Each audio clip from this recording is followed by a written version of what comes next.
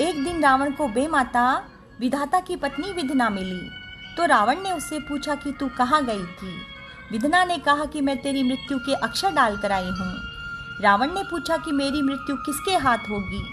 तो विधना ने कहा कि आज कौशल्या का जन्म हुआ है, वह अयोध्या के राजा दशरथ की पत्नी बनेगी और उससे पैदा होने वाला लड़का तुम्हें मारेगा। रावण ने कहा कि मैं यह विवाह होने ही नहीं दूंगा। जिस दिन कौशल्या और दशरथ का विवाह होने वाला था, उसके पहले दिन ही रावण कौशल्या को उठा लाया। वह चाहता था कि कौशल्या को मारकर और काट करके समुद्र में बहा दे, लेकिन मंदोदरी ने कहा कि नारी पर हाथ उठाना आपको शोभा नहीं देता। तब रावण ने कौशल्या को एक बड़े संदूक में बंद करके उसे समुद्र में बहा दिया। संदूक को एक बड़ा मगरमच्छ निगल गया। यह देखकर रावण को संतोष हो गया।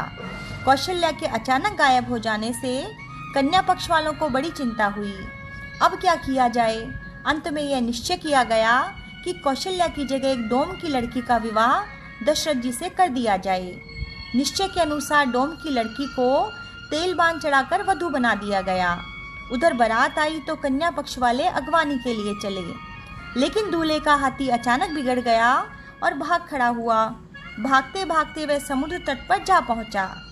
जिस संदूक में कौशल्या को बंद करके समुद्र में बहा दिया गया था और जिसे मगरमच्छ निगल गया था, वह संदूक को पचा नहीं सका और समुद्र के दूसरे तट पर आकर उसने संदूक को उगल दिया। संदूक समुद्र के किनारे लग गया। राजा दशरथ का हाथी वहीं आकर रुका। हाथी पर राजा दशरथ के अतिरिक्त पंडित और चंवर डुलाने वाला नाई था। हाथी रुक गया तो महावत ने हाथी को बैठाया। सब लोग हाथी पर से उतरे। उन्होंने संदूक को देखा तो वे उसे बाहर ले आए। संदूक को खोलने पर उसमें से एक बड़ी सुंदर कन्या निकली। पंडित ने लड़की से पूछा, बेटी तू कौन है? तो लड़की ने अपना परिचय दिया और सारी घटना कह सुनाई।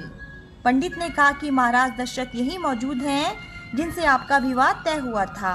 विवाह का समय हो चुका है, अतः मैं यही आप दोनों का विवाह करवा देता हूँ। यूँ कहकर पंडित ने धरती, जल, आकाश, अग्नि और ब्राह्मण स्वयं के 5 साक्षियों द्वारा फेरे करवा दिए। इतनी देर हाथी जंगल में चल रहा था।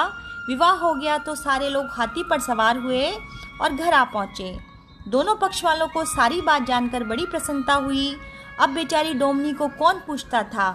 वह तेल बांध चढ़ी हुई भी कुंवारी रह गई। इसी बात को लेकर यह गाथा चल पड़ी, बेका घाल्या ना टले, टले रावण का खेल, रई कुंवारी डूमनी घाल पटा में तेल।